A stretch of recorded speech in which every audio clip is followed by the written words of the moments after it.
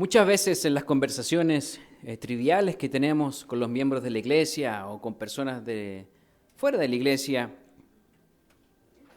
nos vemos envueltos en chistes, algunas veces de borrachitos. Me recuerdo muchos años atrás, incluso había una persona que antes de dar un mensaje daba un par de chistes para soltar un poco la tensión y algunas veces comentaba de emborrachitos. Uno encuentra simpatía con estos chistes, hay unos bastante graciosos y esto también lo vemos en el mundo del entretenimiento, el recurso o la utilización de estas figuras de personas con un aparente o con un grave problema que se toma como algo gracioso o tal vez como algo viril. O sea, una persona que es capaz de tomarse un tequila y que no le pase nada es una persona como más atractiva según los medios, o así se presenta. Si se toma el tequila sin limón y sin sal, mejor todavía, más macho recio se le muestra. Pero lo cierto es que esto del alcohol en el ser humano causa estragos bastante complejos. Y aunque los medios de comunicación o películas o de entretenimiento nos quieren mostrar algo diferente, hay una realidad más triste aún. Incluso no sé si ustedes saben que los doctores en la época será la época 40 o los 50, realizaban muchas publicidades diciendo que el cigarro hacía muy bien. Entonces a la gente le decían, tiene que fumar cigarro para que tenga una buena salud. Eso quiere decir entonces que todo lo que dicen, incluso los doctores, puede estar en lo cierto. Hace poco tiempo atrás, por alguna extraña razón, ingresé a la casa de una persona en un evidente estado etílico. Ustedes saben, las personas en un estado como este o se ponen agresivos o se ponen un poco llorones, o hay que manejarlos con mucha paciencia, mucha calma. Y entonces yo accedí a entrar a su casa. No era tan tarde, pero ya era noche. Y me comenzó a mostrar su casa, sus aposentos, su esposa, sus hijos. Y el hombre estaba prácticamente apenas caminando de su estado de alcohol en su sangre. Pero recuerdo a la esposa también, ese rostro que tenía ella, yo le puedo llamar como un rostro de Mona Lisa. ¿Por qué? La Mona Lisa, este cuadro de Da Vinci, ustedes si la ven, ¿qué podrían decir? ¿Sonríe o está triste? En realidad, ni la una ni la otra. Esta mujer que estaba mirándome, tal vez con un grito de auxilio o de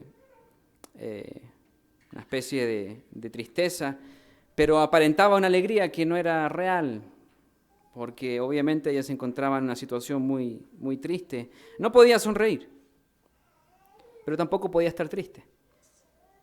Los hijos, para ellos era normal ver a su padre, llegar así a casa.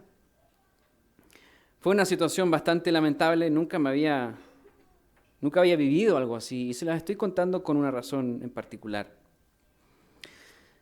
En la teoría o en la práctica, sabemos que el alcoholismo es malo, no produce nada bueno. Y tal vez el relato que les acabo de contar nos ha producido mucha lástima o tristeza, porque es una realidad que viven los mexicanos, los latinos. Los habitantes del planeta Tierra tienen estos problemas y que lamentablemente los números mencionan de que ha aumentado la ingesta anual de alcohol en estos últimos 10 años, significativamente. El alcoholismo no hace acepción de personas, ni culturas, ni estrato social, ni idiomas. Es un mal con la capacidad de destruir la vida de todo ser humano y sus seres queridos que lo rodean. Le puede suceder a un católico, le puede suceder a un musulmán, a un evangélico o a un miembro de la iglesia de Dios. Nadie tiene la garantía de que no le pueda suceder, hombre o mujer. Hoy quiero hablar del alcoholismo, pero me gustaría llevarlo a un nivel más profundo todavía. Porque no estamos aquí hablando frente a un grupo de alcohólicos anónimos. Hay bastantes ayudas y otras herramientas, sino que estamos aquí hablando entre publicanos y pecadores, con nombres y apellidos. Mi objetivo de hoy es tomar este mal del alcoholismo y profundizarlo hasta llegar a un nivel tal que veamos que hayamos o no tenido un problema con alcoholismo en nuestras vidas, directa o indirectamente. El caso es que sufrimos los mismos problemas que un alcohólico, sin ser alcohólico. Lo vamos a desarrollar en dos partes. Lo vamos a hablar como tomando la justificación humana y la falta de dominio propio. Por eso el título del mensaje de hoy es Justificación y dominio propio. Ese es el nombre de hoy, del mensaje. Tomemos la primera línea de un famoso soliloquio o monólogo de William Shakespeare llamado Hamlet. Pero lo vamos a cambiar. Esa frase de ser o no ser, lo vamos a poner como ahora para empezar y adentrarnos en el marco teórico de lo que vamos a hablar, del alcoholismo. Vamos a poner esta partecita de beber o no beber. Beber o no beber. Una pregunta. ¿Es malo tomar? ¿Qué dice la Biblia? Hay ciertas personas que defienden aguerridamente su posición respecto a que la Biblia prohíbe estrictamente todo tipo de ingesta etílica, que todo lo relacionado al alcohol en la Biblia es malo y que nunca trae nada bueno consigo. Sin embargo, lo cierto es que no se encuentra en la Biblia algo que indique que tomar es malo y que se tome como un fundamento para llegar a una conjetura tal de decir, la Biblia dice que no se puede tomar. ¿Saben cuál fue el primer milagro de Jesucristo? Juan 2. Acompáñenme por favor al Evangelio de Juan, el apóstol amado. Capítulo 2, en las bodas de Canaán. Estaban todos pasándola súper bien en la boda, hasta que se acabó el vino. Juan, capítulo 2 y versículo 6. Vamos a avanzar un poco en la historia hasta el versículo 6. Caná de Galilea es el lugar, la boda, no Canaán, Caná. Versículo 6. Y estaban allí 6 tinajas de piedra para agua, conforme al rito de la purificación de los judíos, en cada una de las cuales cabían 2 o 3 cántaros. Versículo 7. Jesús les dijo, llenad estas tinajas de agua, y las llenaron hasta arriba. Entonces les dijo, sacad ahora y llevadlo al maestresala. Y se lo llevaron. Cuando el maestresala probó el agua hecha vino, sin saber él de dónde era, aunque lo sabían los sirvientes que habían sacado el agua, llamó al esposo. Y le dijo, todo hombre sirve primero el buen vino, y cuando ya han bebido mucho, entonces el inferior. Mas tú has reservado el buen vino hasta ahora. Jesucristo, aquí un cántaro de agua es algo como unos 39, 40 litros. Entonces, si hablamos de 2, 3 cántaros de agua, como dice la Escritura, estamos hablando entre 80 y 120 litros de vino. Pongámosle 100 botellas de vino, que aparecieron de manera milagrosa, que estaban llenas de agua, y entonces aquí aparecieron de vino. Pero no era cualquier vino. Era un buen vino, como lo dijo aquí el maestresala frente al esposo. El primer milagro de Jesús fue convertir el agua en vino. Muchos, como decimos, defensores de esta postura de que no se puede tomar vino en absoluto, mencionan que cuando la Biblia habla de vino, en realidad está hablando de jugo de uva, no es vino en realidad. Lo que se conoce como mosto. Sin embargo, aquí solamente un pasaje que nos puede ayudar a entender que esto no es así. Hagamos una simple mirada exegética del contexto de lo que es una ingesta de vino, específicamente aquí en el caso de los corintios. No vayan ahí, 1 Corintios 11, 21. El problema aquí que había en la iglesia de los corintios no era que bebieran vino en las fiestas santas, en Pascua y panes y levadura. El problema aquí que Pablo dice es que se estaban embriagando. No era que estuvieran tomando vino.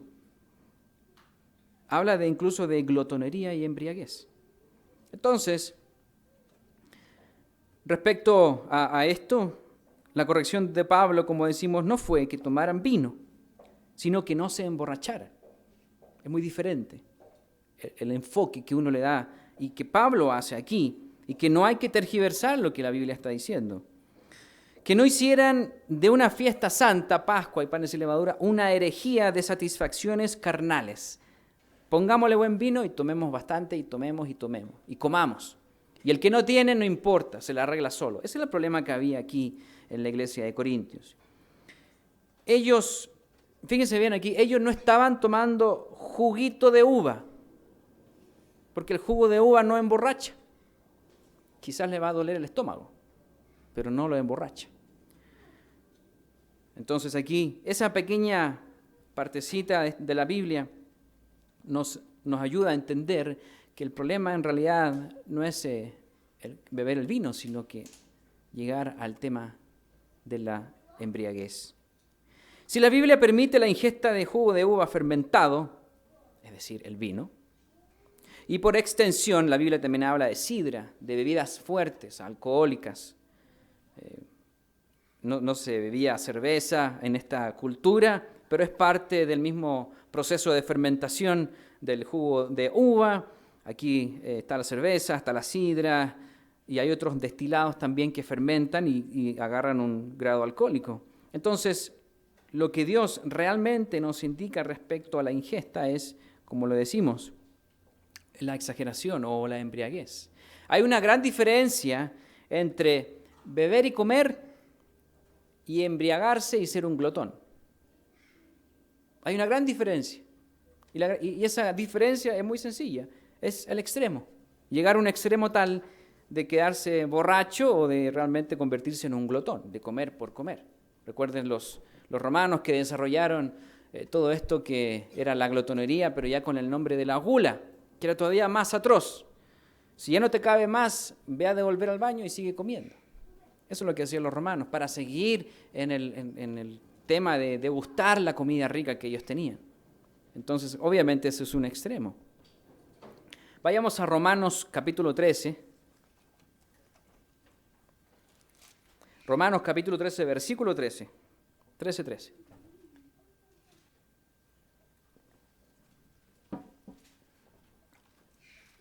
Nos habla aquí de los extremos, de no llegar al punto. Dice, andemos como de día, honestamente, no en glotonerías y borracheras, no en lujurias y lascivias, no en contiendas y envidia. El tema bíblico de beber o no beber, de comer o no comer, no es el hecho de hacerlo, de beber o de comer, sino el extremo de llegar a hacerlo para convertirse en un glotón y en un borracho. Esto puede ser muy subjetivo algunas veces. Con una carencia de criterio exacerbada, fariseos pensaban lo siguiente de Juan el Bautista y de Cristo. Fíjense en Mateo 11. Miren qué interesante, hablando aquí de la glotonería y de las borracheras. En Mateo 11, estamos haciendo aquí la conexión de esto de beber o no beber, aunado a lo que es la ingesta de comida, de estos dos extremos de emborracharse y ser glotones. Fíjense en Mateo 11, en el versículo 16, ¿qué es lo que dice aquí Jesús, hablando de Juan el Bautista y hablando de sí mismo? Dice más, ¿a qué compararé esta generación? Es semejante a los muchachos que se sientan en las plazas y dan voces a sus compañeros, diciendo: os tocamos flauta y no bailasteis, os endechamos y no lamentasteis. Y aquí viene la frase. Porque vino Juan, que ni comía ni bebía, y dicen: demonio tiene. ¿De qué se alimentaba Juan? De miel y langostas en el desierto. Y aquí viene el 19. Vino el Hijo del Hombre, que come y bebe, y dicen: he aquí un hombre comilón y bebedor de vino, amigo de publicanos y de pecadores. Pero la sabiduría es justificada por sus hijos. Esta generación incrédula que vivió juntamente con Jesucristo, como vemos aquí, era muy mal pensada. No había cómo llamarles la atención para decirle: estás frente al Hijo de Dios, porque tenían todo un mecanismo y un aparato, una estructura que era inquebrantable de la burbuja de su ley, que era más importante que cualquier cosa, que ni siquiera ellos mismos podían cargar, como en Mateo 23 habla de eso. Aquí entonces, con Mateo 11, con el punto de vista de los fariseos, que decían de Juan y de Cristo, el uno que era, o tenía demonio o era comilón y borracho.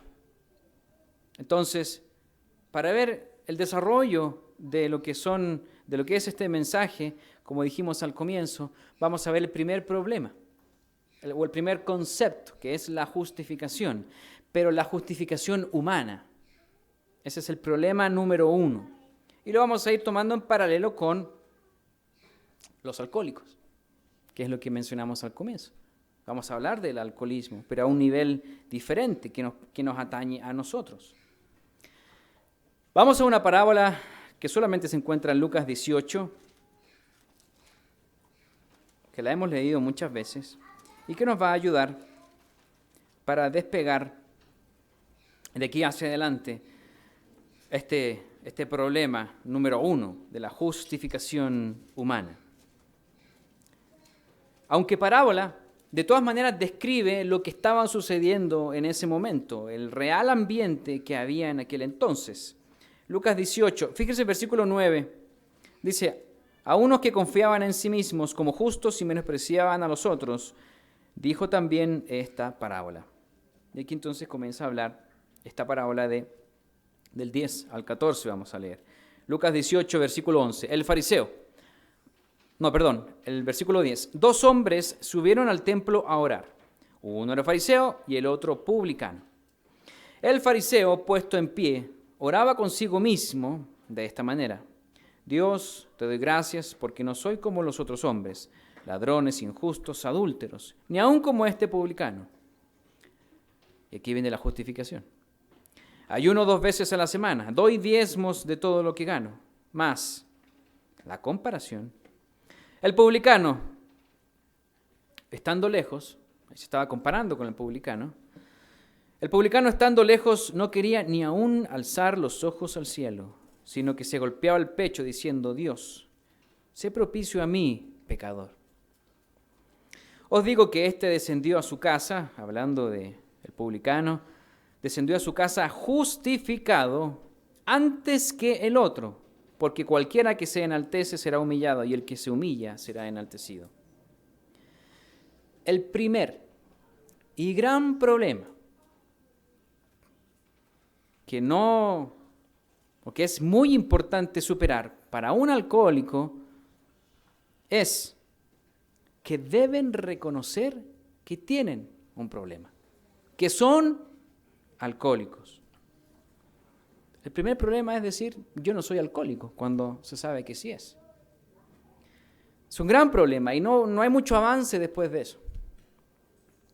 Como decíamos, el alcoholismo destruye hogares, destruye la moral, la economía. ¿Cuánto dinero se puede gastar en alcohol? La confianza, la estabilidad de todos los que rodean a la persona alcohólica. No es algo que solamente le afecta a él. El relato que les conté al inicio es real. No era un chiste. No era algo simpático que contar. Es una vergüenza. Es una aflicción para ellos. Una persona alcohólica necesita ayuda y para poder ayudar a tal alcohólico debe reconocer su problema y no justificarse infantilmente. Estamos hablando de la justificación en esta primera parte. No justificarse infantilmente. Volvamos a la parábola de Lucas 18. Nos habla de dos hombres, el fariseo y el publicano. ¿Cuál de los dos tenía un problema que no reconocía? ¿Cuál de los dos tenía un gran problema que no estaba reconociendo? Al igual que un empedernido alcohólico, es decir, que no quiere cambiar, que no reconoce, el fariseo se jactaba de no ser como los otros hombres que eran mucho peor. El infame publicano que estaba ahí, que no nació judío, sino que trabajaba recolectando impuestos para Roma, eso es lo que es un publicano, que ahora subía al templo junto con los fariseos a orar a Dios, y que no ayunaba tanto como el judío, y no diezmaba tan detalladamente como el judío, este publicano estaba lleno de vergüenza, que no podía siquiera levantar su rostro. Si ponemos al fariseo como si fuera un alcohólico, es como si dijera, yo no tengo problema, hablando de la justificación. Los otros son los que beben en exceso, no yo. Yo no bebo todos los días como un alcohólico, no me emborracho siempre. Es más, me merezco unas copas después de trabajar tan duro, etcétera, etcétera. Esto es la justificación infantil, que no vemos escrita para el fariseo, porque estamos tomándolo para llevarlo ahora a lo que podría decir un alcohólico que no reconoce su problema. Los fariseos ayunaban el día lunes y el día jueves. Se privaban de comida, pero sí tomaban agua. Y se jactaban de hacerlo. Yo ayuno el lunes, aquí lo podemos ver. Yo ayuno 2 veces por semana, el lunes y jueves. Generalmente lo hacían entre las épocas de fiestas. O sea, al mes serían 8 ayunos del mes. Si son 6 meses, 6 por 8, 48, casi 50 ayunos en los días de fiesta. De esos 6 meses de Pascua a último gran día. Y además diezmaban celosamente la menta y el comino. Entonces las pequeñas hojitas de la menta, alguien ha plantado una menta, las hojitas que tienen, bueno, si tiene 50 hojitas, entonces 10 hojitas las diezmo. Así eran de meticulosos. Y se jactaban de hacerlo. Llevemos esto a otro nivel. De una frase que tal vez hemos pensado o hemos dicho. Yo guardo todas las fiestas, todos los sábados, yo diezmo. No estoy tan mal como la gente del mundo, que no conoce las fiestas, que no conoce el sábado, que no conoce los mandamientos. Justificación. O peor todavía, yo guardo mejor las fiestas. Yo guardo mejor el sábado. Yo diezmo más. No como esta persona que algunas veces viene a la iglesia el sábado. El publicano, si vemos la parábola aquí, tiene una actitud muy diferente a la del fariseo en la escena. Y la actitud del publicano fue la que hizo que, según la parábola, el publicano fuera justificado antes de quien se creía justificado. Al final dice, os digo que éste descendió a su casa justificado antes que el otro, porque cualquiera que se enaltece será humillado y el que se humilla será enaltecido. Sabemos que la ley es buena, pero pero podemos llegar a tomar la ley o lo que creemos o lo que hacemos, lo que entendemos, para creernos algo en realidad cuando lo cierto es que no somos nada. Eso le pasó a los fariseos. Y también se suelen ver estas actitudes en la iglesia. ¿Por qué? Porque somos humanos. Tan sencillo como eso. Y esa es nuestra lucha. Porque como seres humanos tendemos a justificar nuestras cosas que hacemos o no hacemos. Si nos llegamos a comparar con el mundo, podemos llegar a pensar que somos mejores. Si nos comparamos con los hermanos, podemos llegar a pensar que somos mejores. Pero esa visión es bastante subjetiva porque es de uno. Es una autojustificación. Es una mirada bajo nuestros propios ojos, no a los de Dios. Ahí ya la cosa cambia. ¿Qué es lo que ve Dios? ¿Qué es lo que mira Dios? Lucas 18:13. Veamos este versículo nuevamente. Lucas 18, versículo 13, esta parte de la parábola dice: mas el publicano, estando lejos, no quería ni aún alzar los ojos al cielo, sino que se golpeaba el pecho diciendo: Dios, sé propicio a mí, pecador. Dios, mis hermanos, ve a una persona que, sabiendo que es indigna incluso de hablarle, sabiendo que no es la gran cosa, la persona externaliza su sentir en una frase corta, pero que puede penetrar el velo hasta el tercer cielo. Sé propicio a mí, pecador. Dios mío, acércate a mí, a pesar de que no me lo merezco, a pesar de que soy pecador. Esa es la frase que dice el publicano acá. Dios, sé propicio a mí, pecador. Dios mío, ayúdame, porque soy pecador y no quiero serlo más. Esa es la gran diferencia que hay aquí en solamente esa frase del publicano y en la historia con el fariseo. Al igual que un alcohólico empedernido, podemos ser obstinados y pensar que no somos tan malos. Que no somos tan malos. Generalmente esta frase algunas veces se suele pensar en los jóvenes que nacen en la iglesia y que han guardado los mandamientos toda su vida. Entonces dicen, bueno, me voy a bautizar, pero ¿de qué me voy a arrepentir si toda mi vida he guardado los mandamientos? Es más fino, pero sí hay mucho de qué arrepentirse. Pero llevándolo ya a un nivel más maduro, podemos llegar a pensar que en realidad no tenemos tantos problemas. La verdad es que ¿quién está libre del gran problema que todos tenemos? Como dice la Escritura, que arroje la primera piedra. ¿Quién está libre? ¿Quién se salva de que la frase Dios, sé propicio a mi pecador, no se aplique a uno? Romanos 3. Romanos capítulo 3 y versículo 23 al 28.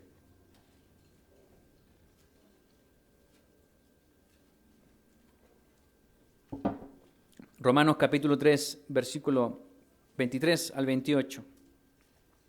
Aquí hay un pedazo bien interesante, hablando incluso de la justificación.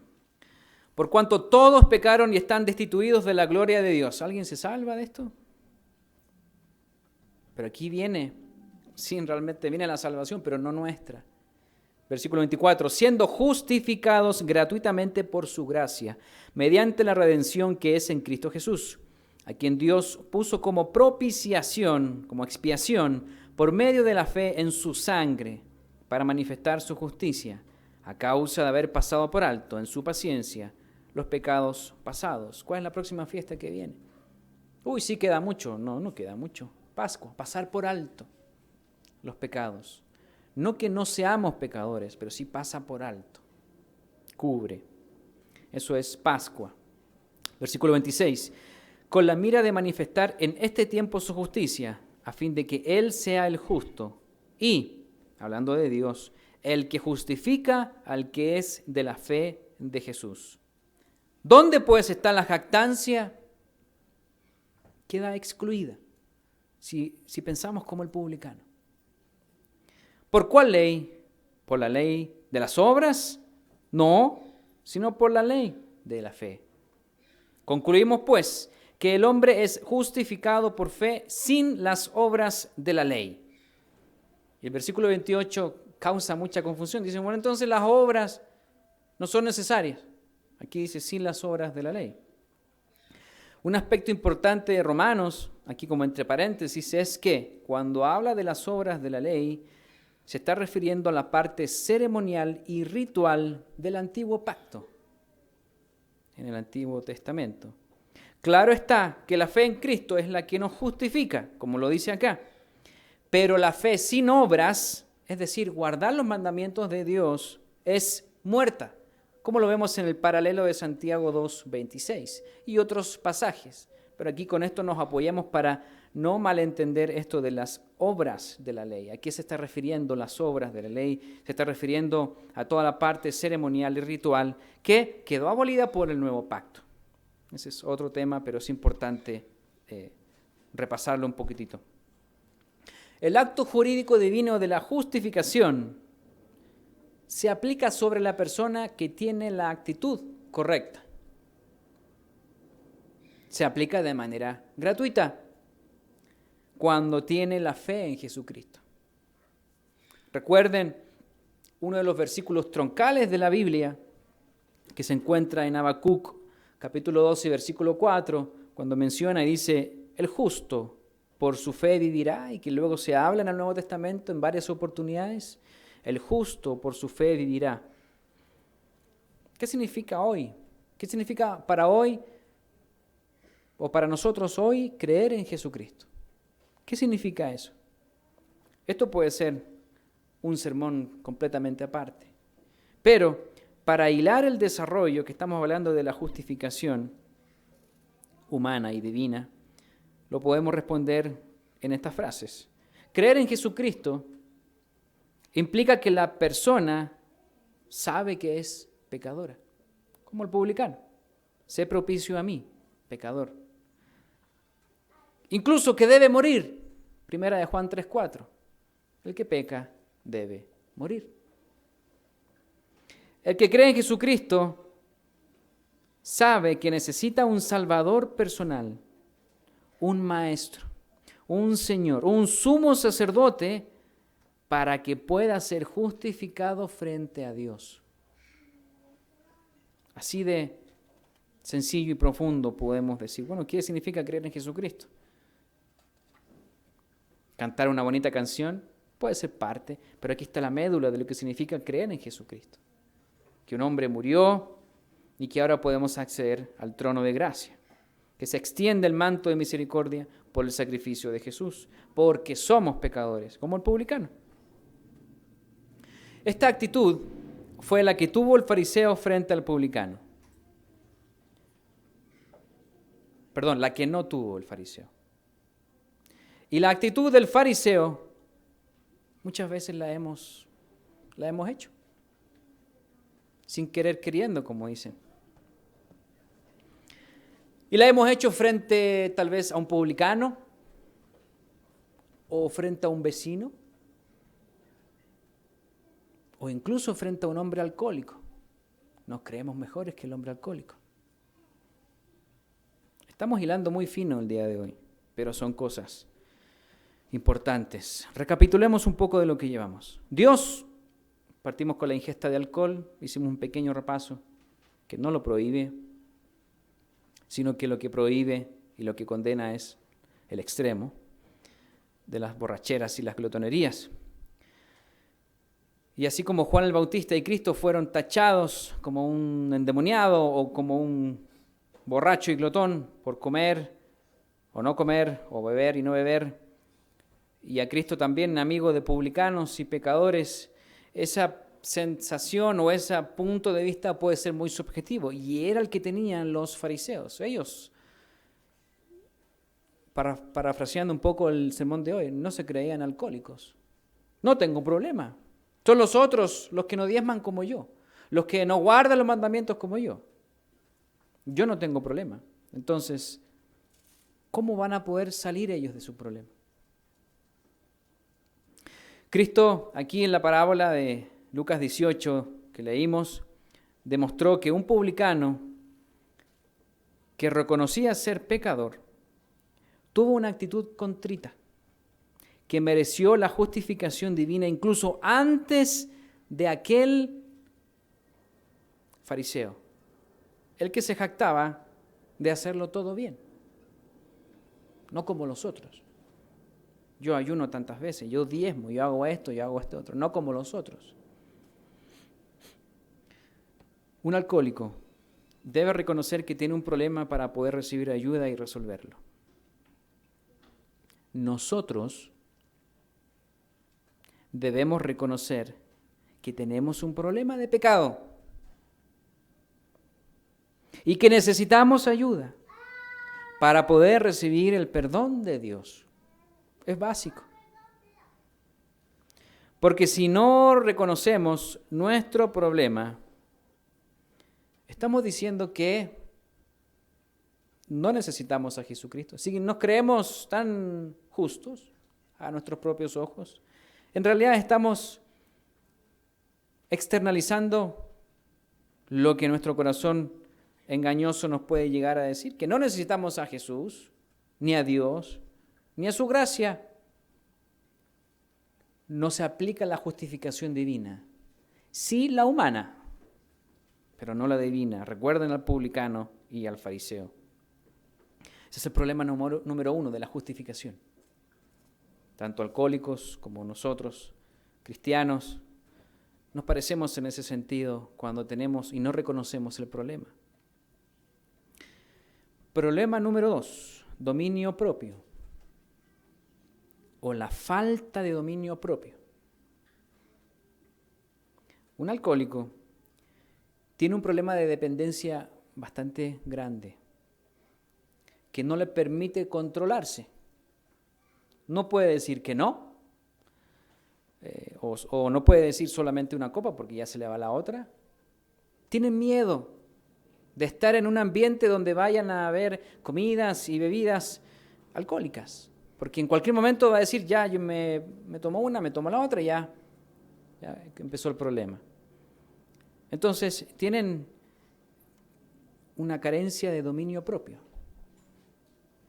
La gran lucha que tiene un alcohólico es muy similar a quienes sabemos que somos pecadores y que no queremos pecar más.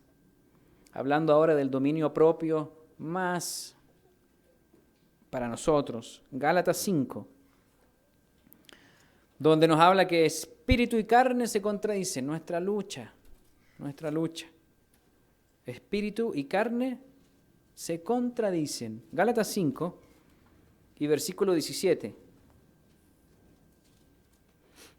Gálatas 5 y versículo 17. Porque el deseo de la carne es contra el espíritu, y el del espíritu es contra la carne. Y estos se oponen entre sí, para que no hagáis lo que quisierais. Esa es nuestra lucha. 18. Pero, si sois guiados por el Espíritu, no estáis bajo la ley. Y manifiestas son las obras de la carne. La Biblia no tiene problema para hablarnos cosas desagradables. La Biblia no solamente habla de Gálatas 5:22 y los frutos del Espíritu Santo, pero aquí habla de las obras de la carne, que son el adulterio, fornicación, inmundicia, lascivia, idolatría, hechicerías, enemistades, pleitos, celos, iras, contiendas, disensiones, herejías, envidias, homicidios, borracheras, orgías y cosas semejantes a estas, acerca de las cuales os amonesto, como ya os lo he dicho antes, que los que practican tales cosas no heredarán el reino de Dios. Los que practican tales cosas es clave aquí. Los que practican tales cosas son quienes no quieren cambiar, porque no tienen un problema. No han demostrado arrepentimiento genuino. los que practican tal, se mantienen haciendo estas cosas. Por mucho que digan, lo siento, no hay mejor arrepentimiento que cambiar o hacer otra cosa en vez de eso, para demostrar un verdadero arrepentimiento. Los que practican tales cosas, como decimos, no quieren cambiar y se dejan llevar por sus pasiones, las obras de la carne. Pueden sentir en el corazón una actitud de querer cambiar, pero se dejan llevar por las pasiones y al final recaen en estas cosas. Es muy diferente saber y decir que algunas personas practicábamos tales cosas, pero eso es el pasado. No deberíamos seguir practicándolas. Eso es lo que está diciendo acá. Porque si las practicamos, simplemente no heredaremos el reino de Dios. Al final de lo que leímos, versículo 21. Practicar el alcohol, detenerse en alcohol.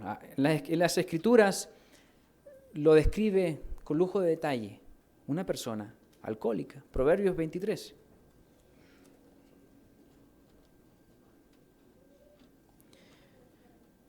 Proverbios 23 y versículo 30 al 35.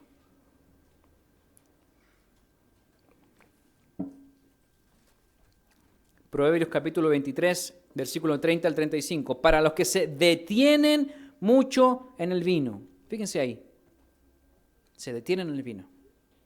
Para los que van buscando la mistura. No mires al vino cuando rojea. No mires el vodka, el tequila, la cerveza, etc. Póngale ahí usted.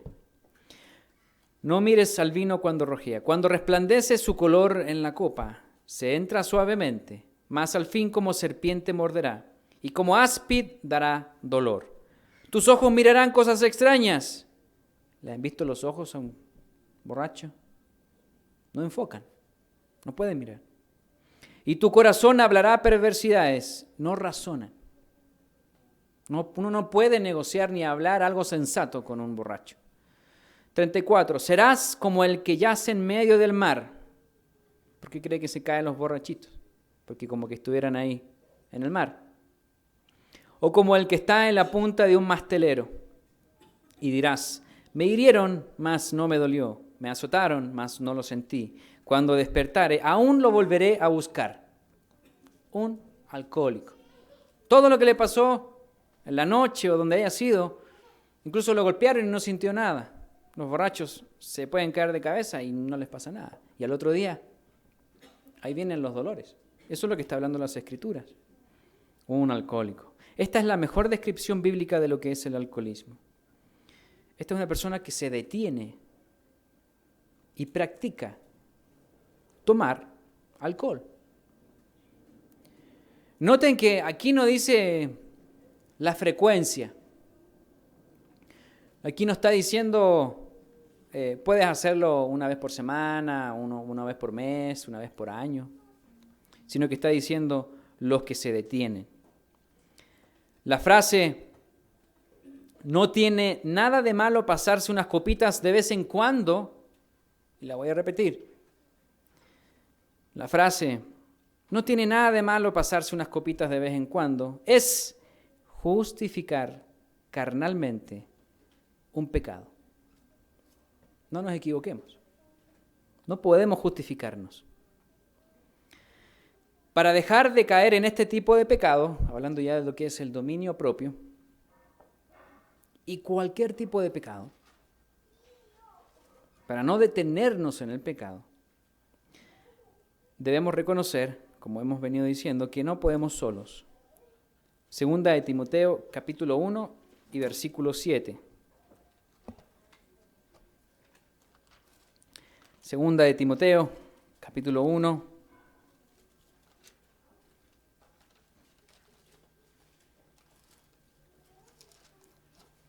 Y versículo 7, hablándole aquí, Pablo.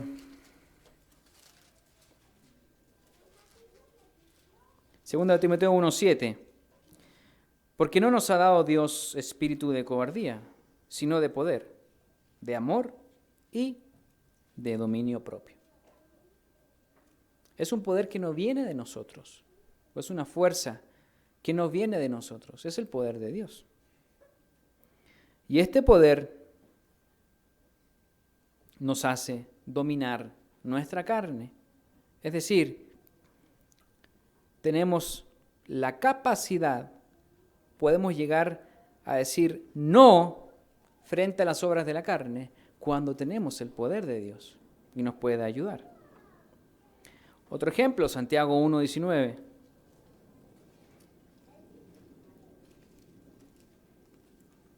Santiago 1:19.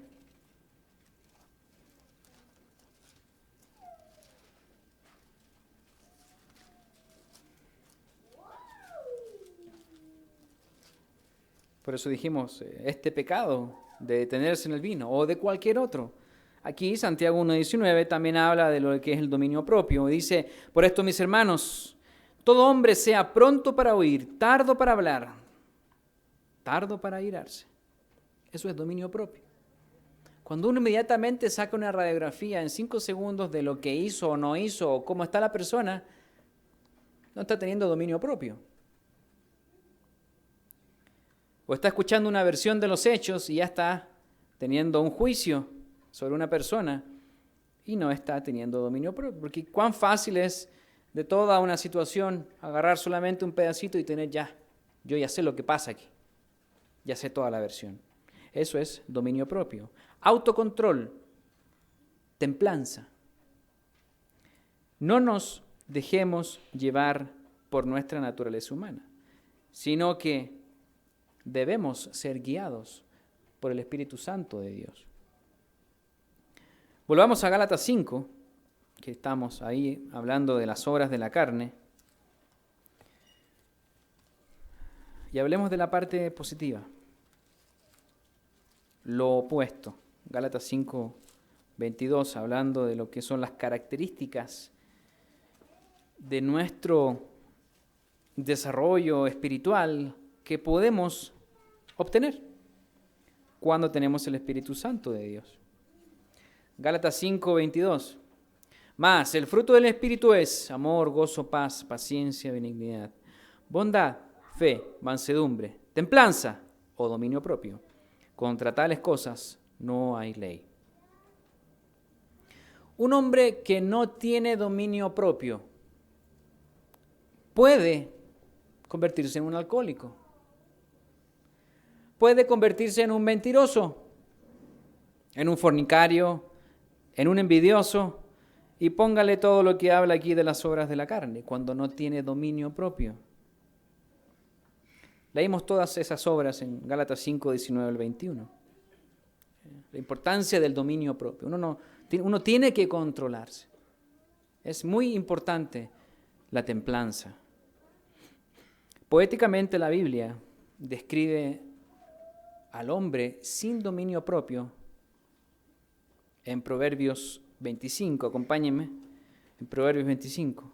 Lo describe de una manera que yo lo encuentro muy interesante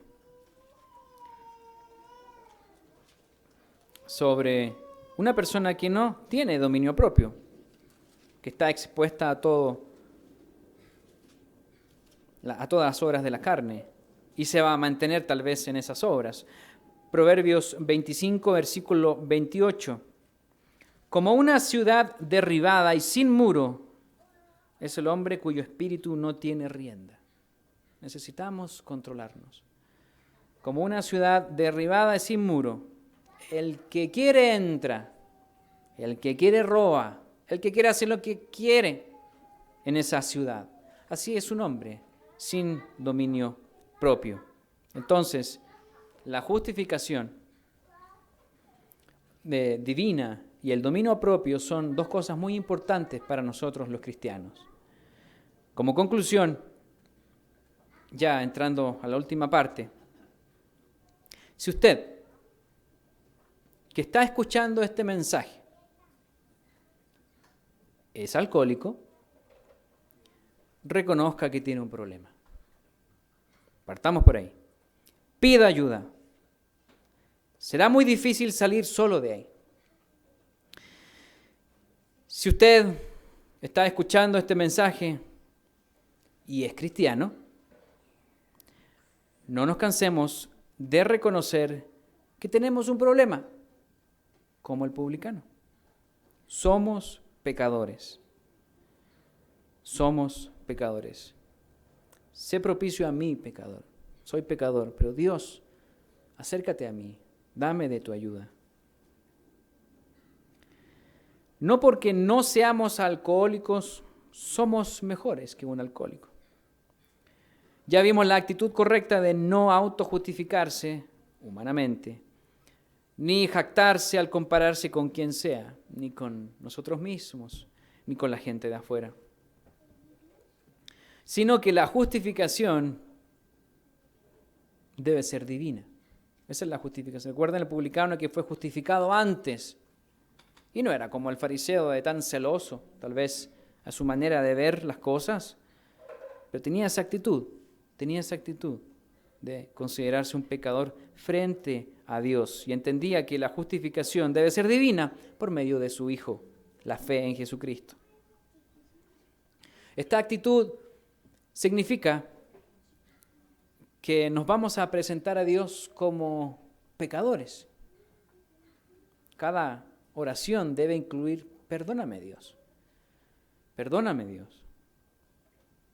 Esta historia de presentarse como pecador la podemos tomar incluso con Caín y Abel. La hemos relatado otras veces. ¿Cuál fue la gran diferencia entre Caín y Abel? ¿La ofrenda? Sí, pero más allá de la ofrenda, fue que la actitud de ellos era muy diferente. Porque de ahí nació todo. Abel ofreció vida, ofreció sangre, una expiación a Dios. Y de lo más gordo que él tenía. En el fondo, Abel está diciendo, tengo que expiar mi pecado con esta sangre. No hay perdón de pecados ni purificación sin sangre. Y aquí está entonces Abel. Y Caín ofreció simplemente fruta. No soy pecador, no necesito a nadie, no necesito expiar mis pecados. Y ahí la historia ya la conocemos. Recuerden la frase del publicano, Dios, sé propicio a mí, pecador. Así vamos a poder recibir la ayuda de Dios, su poder, el que nos ayudará a dominar nuestras obras de la carne y no vivir para satisfacer, para detenernos en las obras de la carne. Cuando veamos a alguien alcohólico, no pensemos que somos mejores. Nadie puede garantizar que algún día nos encontremos en ese lugar. Pidamos a Dios por ellos, que los libre de esa esclavitud, así como también le pedimos a Dios que nos libre de este cuerpo de muerte. Ya para terminar, aquí Pablo, aparentemente en su carta a los Gálatas, él manifestó un problema de visión y de su propio puño y letra, muy preocupado por ellos, los exhorta de la siguiente manera.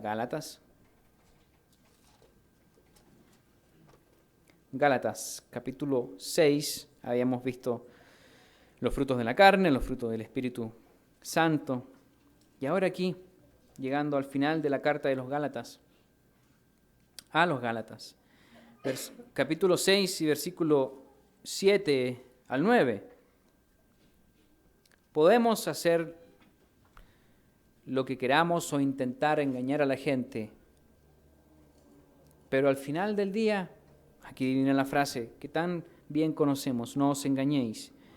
Dios no puede ser burlado. Podemos decir no soy alcohólico, podemos decir no soy pecador, pero va a llegar un punto en que vamos a tener que sacar un pedregal y guardar los mandamientos de Dios, como lo fue con Séfora, cuando lo hablábamos en el informativo. Llega un momento en que nos van a poner en aprietos, porque no estamos haciendo lo que necesitamos hacer. No os engañéis, Dios no puede ser burlado. Pues todo lo que el hombre sembrare, eso también segará. Porque el que siembra para su carne, de la carne segará corrupción, mas el que siembra para el Espíritu, del Espíritu segará vida eterna. No nos cansemos, pues, de hacer bien, porque a su tiempo segaremos si no desmayamos. Esa es nuestra lucha. Entonces, mis hermanos, esta comparación de una persona alcohólica la traemos a nosotros también incluso, para ver que tenemos algo en común algunas veces. Esto de la justificación y esto del dominio propio. Nadie puede lanzar esa primera piedra. Entonces, no nos cansemos de buscar humildad. No nos cansemos de buscar esa humildad de Dios. De que la frase Dios, sé propicio a mí, pecador, esté en cada una de nuestras oraciones. O esté en cada vez que nosotros veamos al hermano con un problema. Y de no pensar, yo soy mejor que tú. Y en vez de eso pensar, ¿cómo te puedo ayudar? Hay una gran diferencia. No nos cansemos de buscar humildad. No nos cansemos de buscar el poder de Dios para que nos incremente el dominio propio. Esto no quiere decir que una persona bautizada recibe el Espíritu Santo y listo, tiene dominio propio. No, es un desarrollo. Hay que crecer en gracia y en conocimiento. No nos cansemos de buscar humildad. No nos cansemos de buscar el poder de Dios. Porque, mis hermanos, más temprano que tarde, vamos a poder llegar con Cristo al venir la glorificación de los publicanos, de los pecadores. Buenas tardes a todos.